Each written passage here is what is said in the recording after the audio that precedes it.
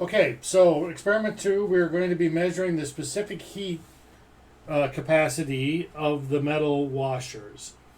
And if you watch the video on how we're setting this particular experiment up, what we're going to do is we're going to take a certain volume of water, we're going to heat it up and make it warm, and then we're going to put our metal washers into an ice bath and get them cold.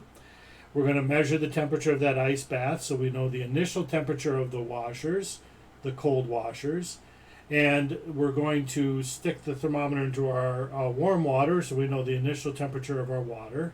And then just like we did when we mixed the cold water with the warm water, we're going to add the cold washers to the warm water and measure the temperature change. And from that, we can get the specific heat capacity of the metal. And so this also relies on some of the techniques that we did in our application, and you can watch that little video if you want to there. But again, what we're going to be looking at is that the hot water, hot warm water, will be losing heat. So the loss of heat of the warm water will be equal to minus the mass of the warm water times the specific heat capacity of the water times the change in temperature of the warm water. Now, if you don't remember you're going to get the mass by looking at the density times the volume of the water.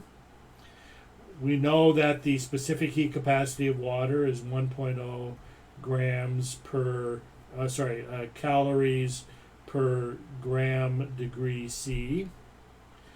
And the temperature difference is what we're going to measure, which will be the final temperature of the warm water minus the initial temperature of the warm water.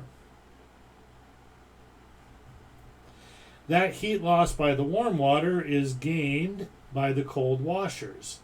So we have the heat gained by the cold washers is going to be equal to, well, the mass of these metal washers, I'll use the letter M as a subscript, times the specific heat capacity of the metal washers times the change in temperature of the metal washers.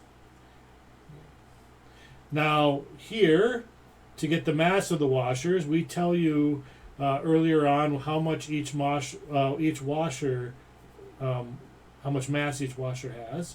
And so the mass of the washers will simply be the number of washers you have times the mass of each washer.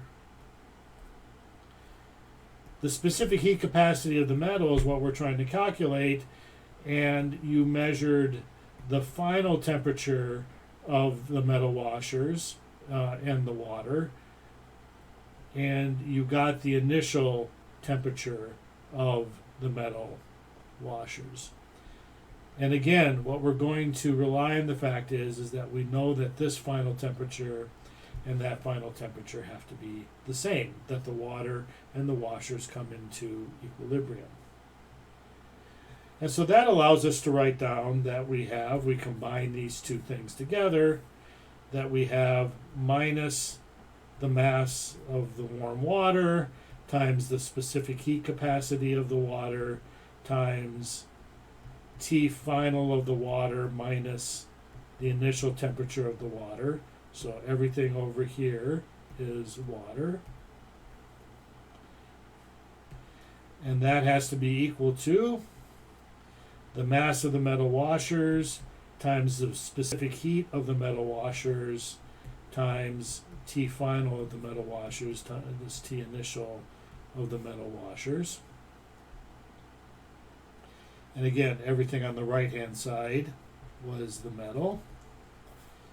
And so with a little bit of algebra, you can solve for this specific heat of the metal washers, because you will have either calculated, so the mass of the hot water you'll calculate, we give you the specific heat of the water, and you have measured the change in temperature of the water.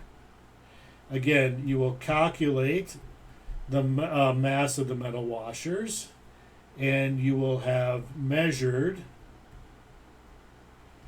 the change in temperature of the metal washers. And from those numbers, you can calculate the specific heat of the metal washers. Again, its units will end up being in calories per gram degree C.